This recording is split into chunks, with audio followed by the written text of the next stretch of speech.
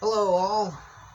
So, the day that I published this video, on the Thursday, is the 5th anniversary for the Nintendo Switch.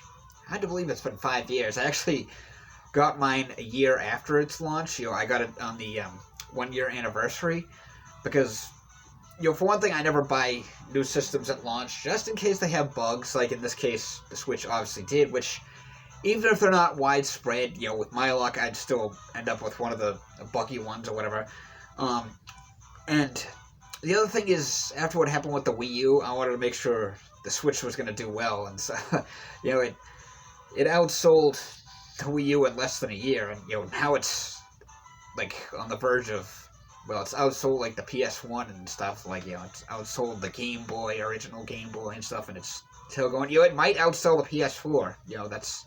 We'll have to wait and see, but that being said, I thought this would be a good time to go through my collection of Switch games, the physical ones. Obviously, I have digital ones too, mostly indie games, and I have Dragon Quest 3, which, God, I remember that was actually my first experience with Dragon Quest, was the third one back on the Game Boy Color. I still have that too, and then I got some other game, but we're getting off topic here, so let's get into the physical stuff.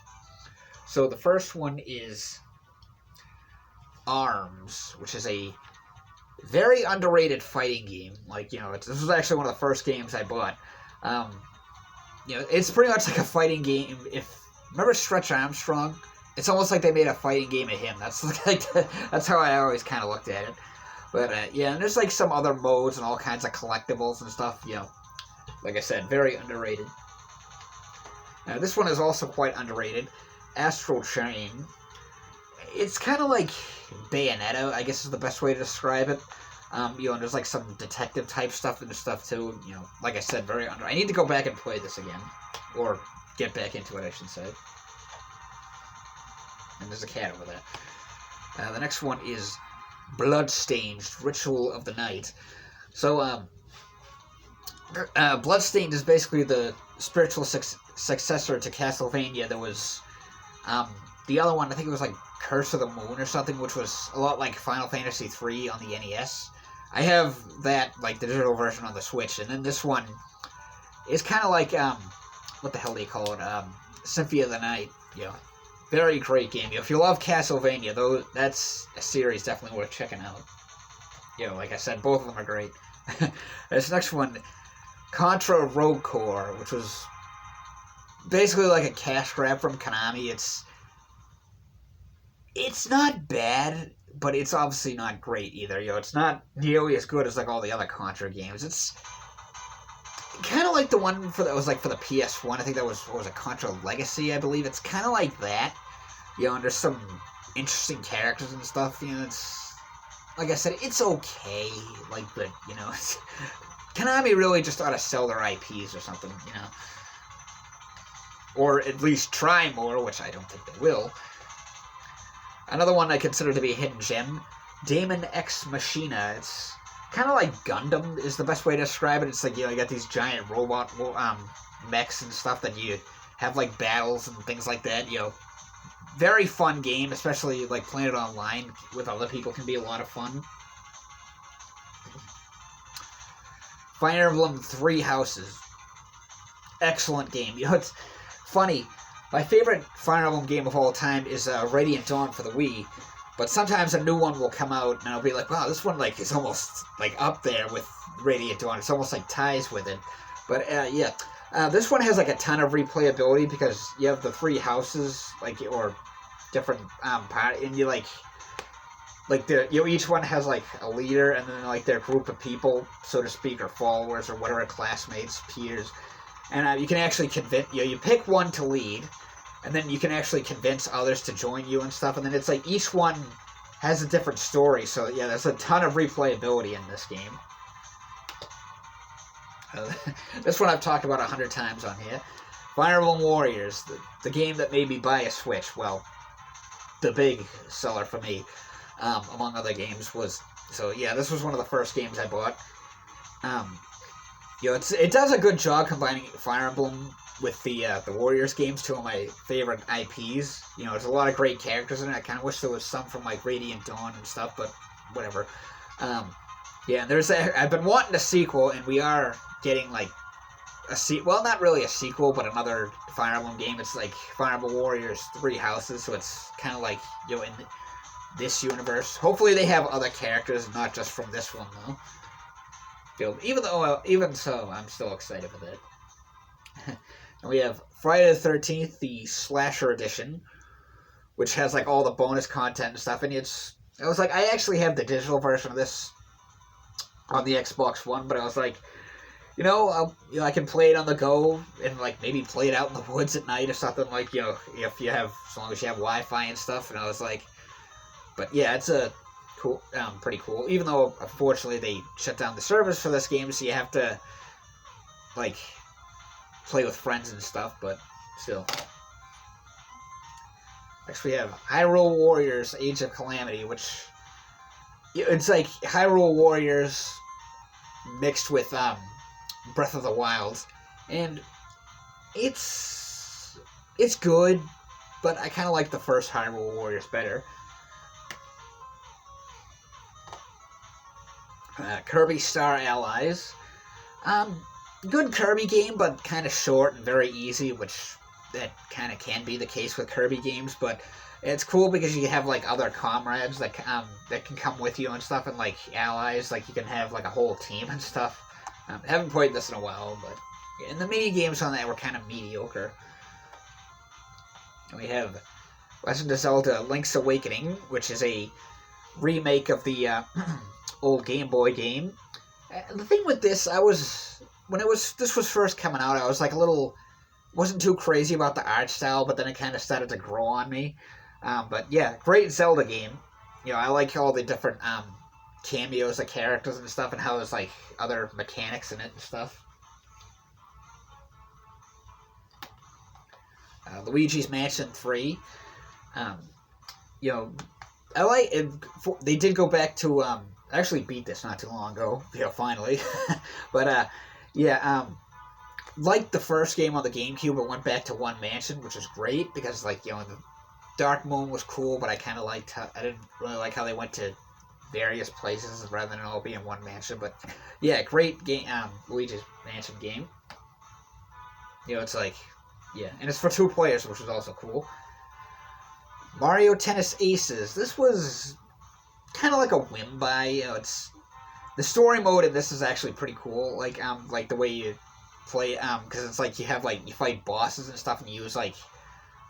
It's kind of hard to explain because I haven't played it in a while, but yeah, when it comes to the Mario sports games, yeah, I was never really into like the golf and stuff, and I never tried out the soccer one or the baseball one, which, I don't know, maybe I will down the road. It might be kind of fun, because Mega Man Soccer on the Super Nintendo was kind of a guilty pleasure of mine, but yeah.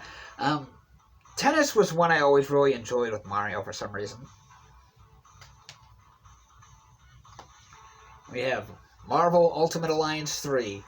And this was actually exclusive to the Switch, because apparently what had happened was, you know, there was Marvel Ultimate Alliance 1 and 2, like, during the 6th gen. It was like Xbox, PlayStation 2 and stuff, and apparently what happened with this was, you know, they wanted to make a 3rd game, but nobody really wanted to, like, publish it or put up the money or something, so Nintendo was like, well, we'll do it, like, so that's why it's an exclusive. But yeah, awesome beat 'em up, even though the camera angles are kind of wonky. Other than that, it's a great game. You know, I need to go back and play this again. I've been meaning to go back and play this because it's such an awesome game. I'm a sucker for beat 'em up games, and I love those games during the 6th gen. We have Mega Man 11, you know, the a long-awaited sequel, which this came out like almost 4 years ago. We still haven't seen Mega Man 12 or Mega Man X9. You know, come on, Capcom. Great game, but very, very hard. It's almost like a cross between the first one and the 8th. And the voice acting in it, like, 'cause it has, like the 8th game, it has voice acting, but it's actually pretty well done compared to the 8th one. We have Mega Man X Collection, Legacy Collection. You know, it's, you know, the first 4 games are physical, the other 2 are digital. I mean, the other 4, excuse me, but whatever. Great collection. You know, and the thing I've talked about this before. Part of the reason I buy collections like this is because it puts like more money and attention to the franchise. Like, see, Capcom, we're rebuying these games again. We still care about them. We'd like to see a new one, or 2 or 3. Metroid Dread. I bought this back when it came out back in the fall. Awesome Metroid game. I think I've talked about this before. I don't hate Metroid as a first-person shooter. I'm just not crazy about it. I prefer it as a side-scroller. But yeah, this was such a great Metroid game, and I need to, because they recently did a free update, and I need to go check it out again. One of the things is like a boss rush mode, so I want to check that out, among other stuff. Yeah. Next is Miitopia, which was originally a 3DS game. It was ported over to the Switch, and it's funny, I passed on this on the 3DS, but I got it on the Switch, and it's actually a really great RPG. The only thing is you don't control your allies, which kind of sucks, but it's cool because you pretty much make your own characters, for your whole enemies and stuff like that. It's, well, not enemies, but great RPG. And actually, for my second playthrough, I made because you can you can only have one save per guy, so I actually made another account on my Switch just so I could play this again. But certain amiibos, I think it's about 20 of them, you can scan them and give their clothes to the Mii. So I was like, my second playthrough, I'm gonna make an RPG with all Nintendo characters. Next we have Mortal Kombat 11. So this I went with the Switch version. I sacrificed the graphics and stuff for mainly 3 reasons. One, because I can play it on the go, which was kind of cool, and it gives the Switch some third-party support. And the third one was maybe if this version sells well enough, Scorpion will be in Smash Brothers. Obviously, that didn't happen, but 2 out of 3 ain't bad. Yeah, so overall, I was kind of disappointed with this game. I liked it, but not as much as 10 or X, whatever. For one thing, the crits, for one, they really kind of butchered that. The story was kind of, some of the characters were okay and stuff like that. I still haven't checked all the DLC and stuff. I've heard they're awesome, though. Next is Ninja Warriors, Ninja Saviors, Return of the Warriors. This was a classic Taito Natsume game, arcade/SNES. Well, it was an arcade game that was also on the Super Nintendo. Excuse me. I swear, Natsume, especially during the 16-bit era, they were the king of hidden gems. They made so many great games back then that nobody really talks about, and now a lot of them are being remade. So, including this one, this was a arcade-style beat-em-up with these ninja robots. And the only downside with the game was that it was for 1 player, whereas this one, the remaster, is for 2 players. And there's 5 new characters, and some great little illustration stuff in here too. Next we have Oddworld, Abe's Odyssey. God, my brother and I played the crap out of this game on the original PlayStation, and I was excited when it was getting remastered. And I remember seeing the physical copy at Target and Best Buy and stuff, and I kept putting it off buying it. And then finally I was gonna buy it, but unfortunately it became kind of hard to find. It was you can only find it on eBay for higher prices. So I was like, screw it, I'll just get it digitally eventually. Which I didn't, and then I was in GameStop at the mall one day, and I saw it there for I think $20 something for the Switch. So I was like, yeah, I'm buying it. But yeah, it's a great remaster. We have Paper Mario: The Origami King. This game it's fun, colorful. The music is great. The story is pretty good. The battle system is unique. The enemies are okay. But yeah, overall, it's a great game. However, I did thoroughly enjoy this game, but I would really love to see a return to the original formula. Something like, a Paper Mario game, like the first two. But like I said, don't get me wrong, this was a great game, and it feels like a step in the right direction. Like, I think we're getting there. Maybe the next Paper Mario game will be like the original two. Because, like I said, this feels like, kind of like, close, but, yeah. Oh, there's my water. I knew I brought it up with me.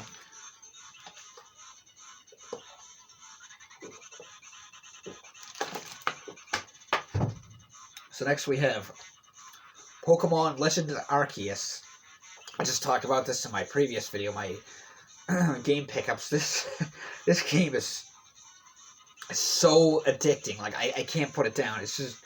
But I talked about it more in my previous videos. But yeah, I'll just leave it at that. It's awesome, awesome game. I cannot put it down. And that's just like on Switch. I have like my other consoles and stuff that I play too. Next we have Pokemon Mystery Dungeon Rescue Team DX, remake of the classic game that came out for the like back in the day on 2006, I believe. It was Blue Rescue Team on the DS and Red Rescue Team on the Game Boy Advance, which was kind of sad because that was like the last game to come out for the Game Boy Advance. Well, the last like, what the hell is the word I'm looking for? Nintendo-ish IP game. Yeah, but anyway, yeah, I always enjoyed these games, and this is a great remaster. And then we have Pokemon Snap, or New Pokemon Snap. Fun game, like I said. It's like the original thing, taking pictures and stuff, but there's a lot of like replay value because you have to take like different types of pictures of the Pokemon and stuff. Like, they have like different. It's like 1-star photos, 2-star photos, and stuff, like, depends on, like, the thing, and then, the graphics are gorgeous. Like, the underwater level just completely blew me away. I was like, this is amazing. And you can also, like, doodle with the pictures and stuff, like, put little funny stickers on them and editing them and stuff like that. And we have Pokemon Sword, which, there was quite a bit of a controversy with this game, which... Basically what had happened was, I'll sum it up as best as I can. They cut Pokemon from the game, and then the reason, this is the part that a lot of people missed, the reason they gave was because they wanted to focus on high quality animations, but then when you actually play the game, you see the animations are kind of like unpolished. Like, and having actually played the game, I can confirm, like, they're very lacking, so it was like, that was what started the whole Game Freak lie type of thing, but... Another thing was that they actually divided their development team. One portion worked on the Sword and Shield, while another portion worked on a game called Little Town Hero. But anyway, overall, the game was good. It was fun, but it was not, it did have its flaws. Like, like I mentioned, the animations were kind of lacking. The story was kind of bland, and compared to, like, other Pokemon games, the story was kind of forgettable. And, the gym badges are just named after the types that the gym leaders use, which seems kind of lazy. Like, the badges since Gen 1 have had gimmicky names, but whatever. And it's funny, I felt like this was going to be my last Pokemon game, because I've been playing since Gen 1, and they're just... They don't hold as much interest for me as they once did. But, this past Sunday, they announced the next-gen games will be coming out this year, and if those are, like, open world, like Breath of the Wild, that might suck me back in. I might have to get them, but, like I said, another thing was that I once told myself, once there's 1,000 Pokemon in existence, I think I'm going to be done, which most likely will be the case with the new games, Pokemon Scarlet and Violet, but, there'll probably be 1,000 Pokemon in that, so... We'll have to wait and see. Maybe I will pass on it. Maybe that'll be my last one. But if they're gonna make them all open world from now on, we'll have to wait and see what happens. Because that was part of the reason the games were getting stale for me, was because it's just the same formula over and over and over. But anyway, moving on.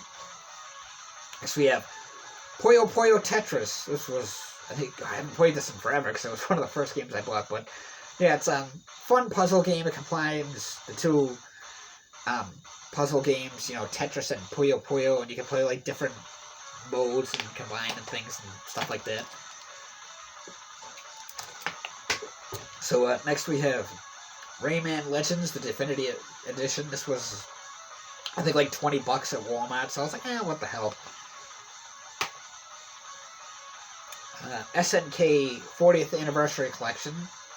This was another one that was kind of like a whim thing. I actually got it for Christmas. I was just like, it looks pretty cool. Yeah, it's a lot of like the old SNK games for like the 70s and 80s and stuff. But so it's not a great game. You know, a lot of the games are okay, like, but whatever. Now you have a Sonic Mania Plus. Excellent Sonic game. You already have a great variety of characters, including this one. This version has 2 new characters. So, yeah, that's an awesome Sonic game. It's like the classics. You know, and it was actually like fan made, so to speak, or it was like fan made and then published by Sega or whatever. We have the Spyro Reignited trilogy, because that was my plan. I was like, I'm gonna get the Crash Collection on Xbox, and I'll get the Spyro Collection on Switch. Why? I don't know, but then Starlink Battle for Atlas. Yeah, this was pretty cool because it's almost like an open world game, but with spaceships. So it's kind of interesting, and it's kind of cool when you go to and from planets. You can see like the entering of the atmosphere and stuff. I need to go back and play this because I think I got stuck or something, but it's a great game. Unfortunately, the thing with this game was that it was kind of like going after a dead market, which was the whole toy to life thing. You know, that market has kind of fizzled out. But what was kind of cool was that the Switch version came with an R-Wing, which you can kind of see that you, and a Fox figure. So you could actually play as Fox in the game, Fox McCloud, and use an R-Wing. So, yeah. Pretty cool, but, you know, still waiting for that new Star Fox game, Nintendo, or maybe even a port of Zero. Anyway. Streets of Rage 4, a long-awaited sequel, I guess you could say. Awesome arcade beat-em-up. There's a ton of playable characters. I actually got the physical copy from Limited Run, which, you know, came with a soundtrack and instruction manual and things like that.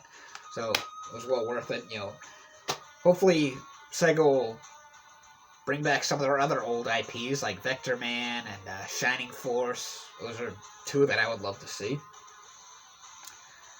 Next we have Super Bomberman R, which is in kind of rough shape because I bought it used. I was like, I'm not giving Konami money. But yeah, this is a great game. Not amazing or anything, but it was good. There's a ton of characters in it. Super Mario Maker 2, you know, basically, yeah. I don't know if I'd say it's better than the first one. Well, maybe it is, maybe it isn't. But because there's a lot of the only thing that this doesn't have that the first one did, is the all the character sprites that you could use from like different franchises and stuff. Like it has Link, but that's it. Like, the other one had like Link, Donkey Kong, Pac-Man, you know, the Pokemon, Inklings, and so on. But yeah, it's such a fun game, and it's like the sky is the limit, you know. And yeah, I guess I'll just leave it at that. We have Super Mario Odyssey, of course. You know, such an awesome sandbox platformer. You know, I had so much fun playing this. I still sometimes dig this out to play just to like, because you know, sometimes I would just grind for coins to like buy different outfits for Mario and stuff. But you know, amazing platform. You know, we hadn't seen a sandbox platformer Mario-wise since the GameCube.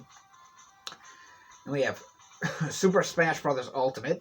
You know, it says every character's in it from the past, plus some new ones, and then, there was the whole DLC and everything. But, yeah, phenomenal, best Smash Brothers game yet. I'm actually going to be I'll talk more about this, in my next week's video, because that's kind of my idea for that. And then we have WarioWare Get It Together. This is something I've been wanting to see with a new WarioWare game. It's a lot of fun, very addicting. We have Wild Guns Reloaded. This was another classic Natsume game that was remastered. It's basically combines like the old West with robots. And actually, Natsume's next hidden gem that's being remastered. It was supposed to come out last year, but it was delayed, and it's coming out sometime in the future, in the spring. I know that. And it's Pocky and Rocky. I cannot wait for that. And finally, we have Yoshi's Crafted World, which is, it's a classic Yoshi game. It's kind of like Woolly World, but instead it's like all paper puzzle crafts and stuff. Yeah, it's a fun platformer. So, that's my whole Switch collection, the whole physical version anyways. I hope you all enjoy your weekend. Thanks for watching, and remember to like, comment, subscribe, and one more time, thanks for watching.